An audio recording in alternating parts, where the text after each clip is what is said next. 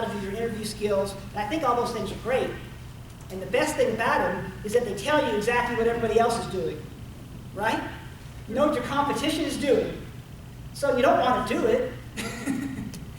I mean, you don't, really.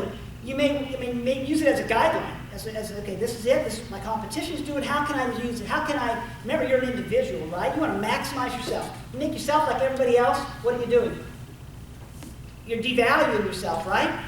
In economics, you learn that if something is scarce and sought after, it's more valuable, right? Don't make yourself like everybody else. Don't follow the template. Don't use the same cover letter. Adapt it to who you are. I can't tell you what that looks like, but maybe this is Reese Witherspoon from Legally Blonde. And she graduated from college, and she was trying to go into Harvard Law, get into Harvard Law. And now she's handed her resume to someone who's charged with either accepting her or rejecting her. And here's what he says to her. Is this your resume? It's pink. And she says, yeah, and it's scented. It gives her a little something extra, don't you think? So she gives him a pink scented resume. And I'm not saying, I'm not saying y'all need to use pink scented resumes, but I'm saying think about you and all the other variables that play into that, right? Where you're applying, what are you trying to accomplish with this? Those things matter too. But ultimately, you want your personality to come out, your individuality to come apart. That's what's going to set you apart, not sending in the same resume, same cover letter, interviewing the same, exactly the same way.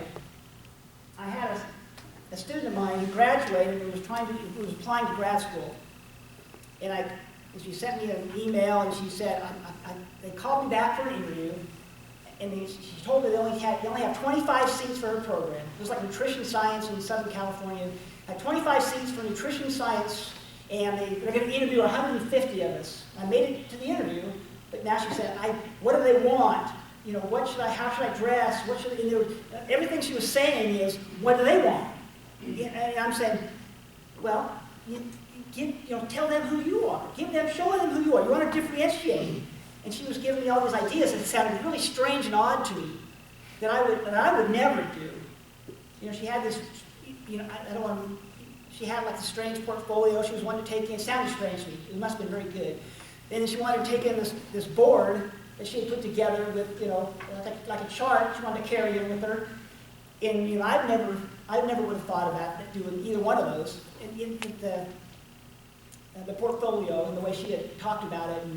But anyway, so I said, I can't advise you that far. But I said, if that's it, and you think that would work, and that's you, and you can come across and do it. And I got an email back from her, and she got in. So whatever she did worked. However much she didn't relate all of it exactly she did, but it worked for her. So that was good. And that's the best advice I can give for a lot of things, most things in life, is you want to maximize who you are, because if you don't, right, all you're doing is making yourself like everybody else, which diminishes your value, right? You're a product in many ways. So you want to maximize who you are. So they want to pay for you, pay you a wage. Okay. The last example is more of an entrepreneurial example. And I did write about this in Feed, but it's an example of my nephew Brad on my wife's side of the family. Some of my side of the family is here, none of my wife's side is here. But my nephew on my wife's side of the family lived out in Alabama with us, with my mother-in-law, but he was out there, graduated from college. He was always very unique, always an individual, especially living in Alabama. He always had weird hair. Well, I shouldn't say it. It's not weird, right? He's an individual. He had hair that I wouldn't choose. Well, I might choose it. But he had unusual, he always did his hair straight. He wore the skinny jeans in Alabama, which I don't even know if they've ever become popular, have they? I don't know. But anyway, he wore the skinny jeans before anybody else did anyway. And he liked to bicycle, he liked to skateboard, and most unusual to me is he liked to sew. So he was a stitcher. So he would go up after school and he would sew and stitch and he'd ride his bicycle. And it's like I said, none of those things that most people would do. We try to want to fit in, I'm not going to sew. Graduated from high school, and he did what everybody is told they need to do, right? And I'm not knocking college. I love college. I got a lot of college myself. But that's what we're led by society to do, right? We're led to think this is our choice. If we aren't going to make it in life, we don't go to college. So I do believe this. It's not the choice for everybody, like for Brad. He went for like a year and a half. It just wasn't quite, doing great. He wasn't doing bad, I don't think, but wasn't doing great. Didn't really like it, so he dropped out after a year and a half. Packed his stuff, went to New York City, all the while pursuing his love of bicycling and stitching and sewing. Then he went to Canada for a few years, did the same thing, lived with family for a while. Eventually made it to LA. And by that time, he had made himself some bike bags and was getting involved in the biking community. And the people in the biking community were saying, hey, that's a great bag. Can you make me one? And Brad said, sure. And make him a bike bag and sell him a bike bag. And more people were doing that. So eventually, Brad bought himself a sewing machine. Well, he probably already had one at this point. He started investing more money in it and started making bags. Probably can't see this image very well. This is Brad in his first apartment back in LA with his sewing machine, which looks like nighttime because it's so dark. Even with the lights off, this image would look dark. But I think this is just a great image of just someone pursuing their dreams, having a purpose, and everything else, focus. This is my goal. This is my purpose. This is what I'm doing. And what I really love about the image is his picture of his mom and dad, and him as a baby, and holding right there next to his sewing machine as he works in the late at night, pursuing his dream of making bike bags and having his business. So I think that's a great, beautiful image. 5 years later, he has a bike bag company called Roadrunner Bags, and the website is roadrunnerbags.us, and he sells his bike bags all over the world. So he has a manufacturing plant in downtown LA. He's got 4 full-time employees that work for him, so he supports himself, 4 other people, make a living from his company. Here's Brad right here at a sewing machine. And I spoke in LA about 6 months ago, and I stayed with Brad.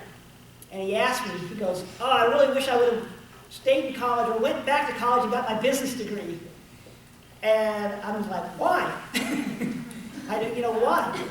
You spent the last 5 years getting paid to get an education, right? He's getting paid.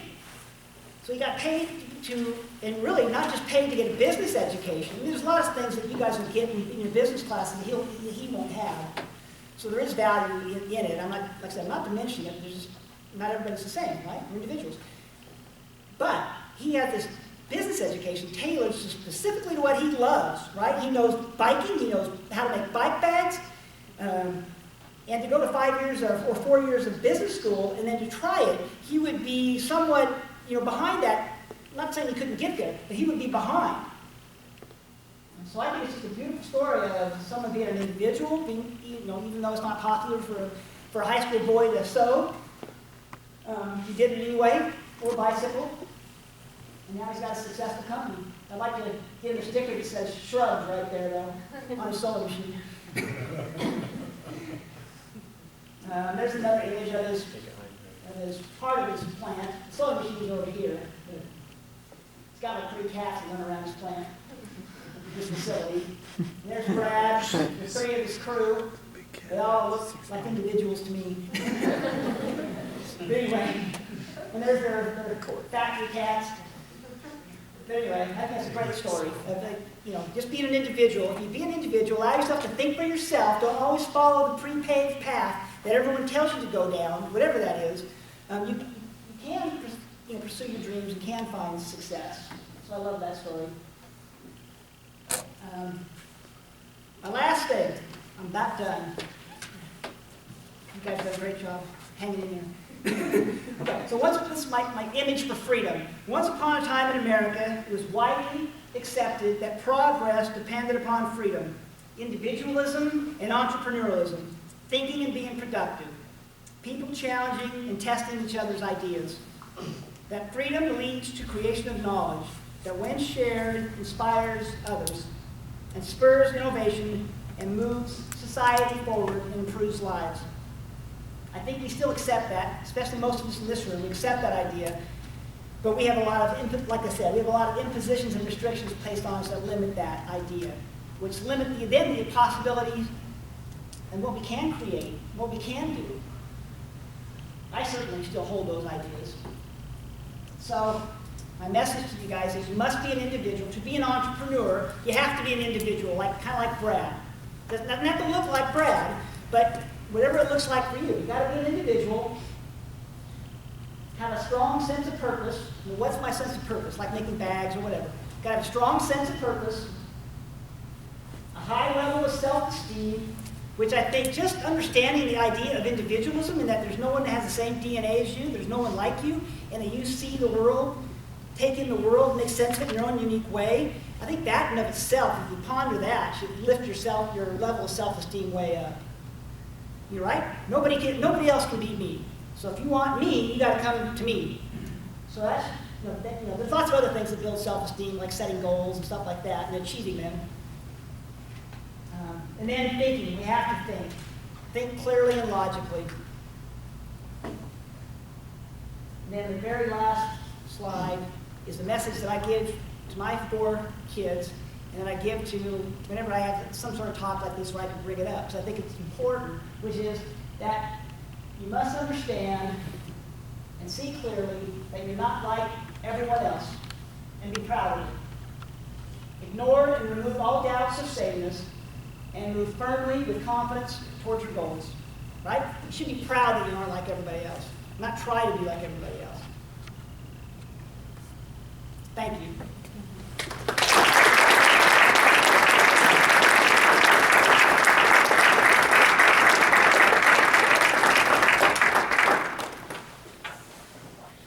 At this point, if you have any questions, you can feel free to ask those, and Mr. Ogstad will answer this for you. So if you have any, please feel free.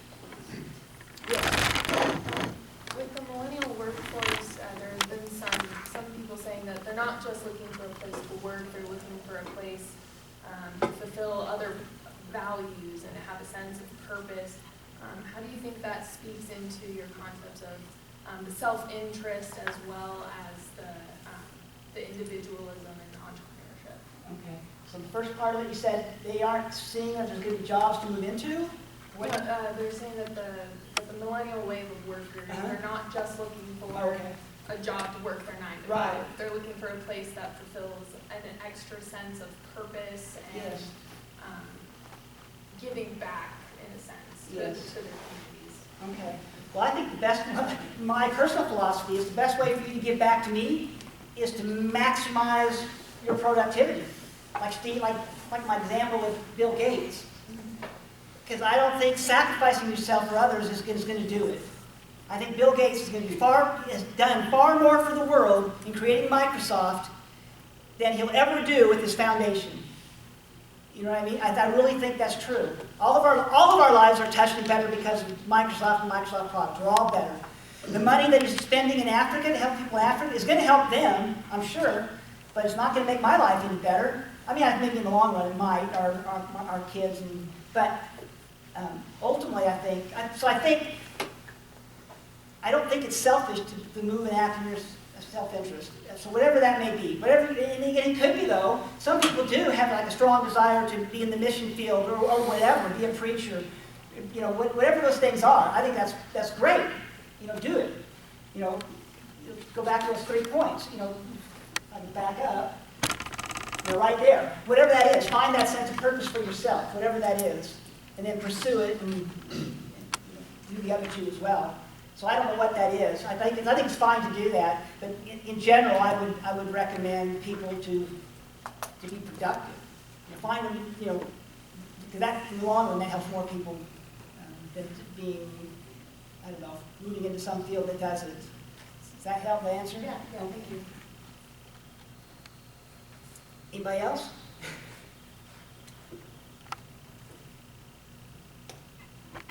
Yes. Talk about your love for home farming. I'm just curious if you've seen any economic data on there starting to slide in productivity and stuff, because there's a lot of grumbling now that Beijing is taking over Hong Kong. Okay. Since they're no longer part of it. Well, they have. I don't know if you noticed that one slide. They have dropped some. So I wouldn't be surprised if Singapore passes them and they fall for the first time in 22 years. So yeah. A lot of their freedom sold. Yeah, So yeah, with more restriction comes the loss of freedom, which comes the loss of productivity, which comes the loss of income. So yeah, I think if they give it up, or if it's taken from them, I think that's a natural end. We'll start to erode as that happens more and more. Of the University of C 5, 10 years from now. Yeah, it will. Yeah, it will. You have another slide to show that. Compare what it was before to what it is now, right? Yes, we need one more, right? Is that what you're thinking? Yeah. So you define state as a government beyond its means. Yes. And under the assumption that you believe their government has a purpose, what roles do you think the government should have or take? They have one role, to protect life, liberty, and property. That's it. Because anything beyond that, unless we all of us in this room voluntarily consent or say we would like the government to do this for us. We all voluntarily want to give the government X amount more dollars, whatever. But that doesn't happen because we're so large, right? So really the best way for that to happen would be to have Jefferson's idea where the power is at the smallest level, like the city. So that's where it really belongs. And then we could do that. All of us together sitting here in this, our little city, our little community could then decide. But really, in the big picture, that's it. Life, liberty, and property. Because if you move beyond that, you're infringing upon my ability to live my life as I might desire. I may want to do this, and you're saying I can't do it. I may want to build a house on my land, and you won't let me do it. It's my land. My dollars paid for it. And you won't let me do it. Right? So that would be it. Life, liberty, and property. When they go beyond that, then it's an unjust law. Yeah. So do you believe that law enforcement would be more of a benefit or a hindrance to our freedoms that we have? It's a benefit when it only does what it should do, Right. which is protect life, liberty, and property. We have so many laws that I always talk, when I talk about law enforcement, I always say, and I'm just using a round number because I'm sure it's higher than this. I always say 90% of the laws are bad laws because they infringe upon life, liberty, and property. So insomuch, this also leads to why we have all these problems with policing. I think a lot of them, if you get rid of these bad laws, there's no reason for me to get upset with the police. And they aren't infringing upon my rights and my liberty. So I think if we got rid of them, that would help ease those tensions. But I think that their proper role is to secure life, liberty, and property. If someone does violate that, we need to have a means to make that right. And they're the enforcement side of that. So that would be it. Yeah. Mine's kind of more opinionated, but do you think that the government role right now we have in America, do you think we could ever go back to what we used to, even though there's so many people relying on the government? No. How's that for a short answer? Yeah, I don't think so. Do you think too many I always people? think myself as an optimist, but I don't see how we can ever get there. I think the state has a natural propensity to grow and expand. Everybody acts and moves in their self-interest. So if I'm working in the government, I need a few more employees so I can do less. You know what I mean? So we are all looking out for our best interest. And the government, they aren't public servants, right? That's silly. It's not like man is self-interested and automatically he starts working as a politician and now he's working for everybody else's interest, right? Which is just crazy. I don't know how we get there to this idea, but so I don't think I don't see a way. I don't see a way back. I can hypothesize. I think about it a lot because I find it intriguing. And the only way I can think about, at least recently I've been thinking about it some, and from a different perspective, which is at the local level, but then it involves so complex. At the local level, we need to take back over, get people to realize the injustice, the unfairness of what's going on. They're infringing upon our rights. But then again, you still got to deal with people who are in government who are self-interested. And so I don't know. I don't see it, but. And that kind of leads to my next question. Okay. So do you think that we're as free as we're ever going to be in the future then? I hope not. I think that's why I do this, is to get people to understand these ideas, because ideas matter, right? Ideas matter. They happen here before they happen out here. So the more people that understand it, this is the American idea, right? Government is we have inalienable rights nobody can take away, to life, liberty, and property. But what has our government done? It's taken them away. But I think we can. By all of us sharing these ideas. So whenever somebody does try to impose or enforce an unjust law upon us, we can do like Jefferson, or St. Augustine. It's an unjust law. We can ignore it. But you have to use common sense too, right? I mean, you don't want to end up in jail or shot. but we can start to, at least what I always do, if I feel that an unjust law is being imposed upon me, I use it as an education time for the police officer and whoever else might be involved. The court system, I educate them on the natural rights and natural law so they understand exactly what they're doing. There's no ambiguity about who's the good guy and who's the bad guy in our relationship. I'm the good guy. I didn't hurt anybody. And I'll tell them that. I'm the good guy. Who did I hurt? On the rare occasions when those circumstances come up. Yeah. What do you think On the what? antitrust law, Uh-huh. when the government is trying to foster more competition in the market? Would you consider that unjust? I don't agree with the antitrust laws. Is that what you want to know? Yeah, I think they're bad. Most of them, there was a guy who wrote a couple good books about it, Armenteo. So if you want to read about it, I think it's Armenteo, something like that. Armento. I'm probably butchering his name. But I have those two books. They wrote about antitrust and antitrust. And one of them, he goes back and documents the 50 most prominent antitrust laws, and none of them are set out to reduce monopolies, to protect prices from going higher, to protect the customer. It's always about protectionism for the other businesses. It's never about protecting the consumer prices, because in every instance, according to his study and his research, in every instance, quality was improving, prices were dropping in all of those. And in every instance, the market share of the companies that the government was coming after was relatively small. And I can't remember, one of them was like Kenny Shoes and Brown Shoes, and they wanted to merge. And they came after them under the antitrust laws. And I can't remember the exact percentage, but it's really low. It's like each of them had 1% of the market. So when they merged, they had like 2%. So I mean, it's just crazy. So I think it's protectionist racket is what it is. They're set up to protect the other industries and not the consumers, not quality, not prices, but to allow the other businesses who can't compete, right? I can't compete with you because your quality is too good and your prices are too low. The government needs to do something about that. Yeah. Because we have the luxury of being able to speak from a faith-based perspective. Yeah.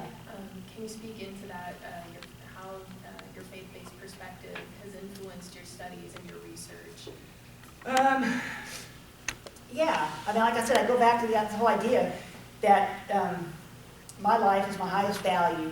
Not to say that, still all the spiritual things are there, because I find it kind of selfish when I say it that way.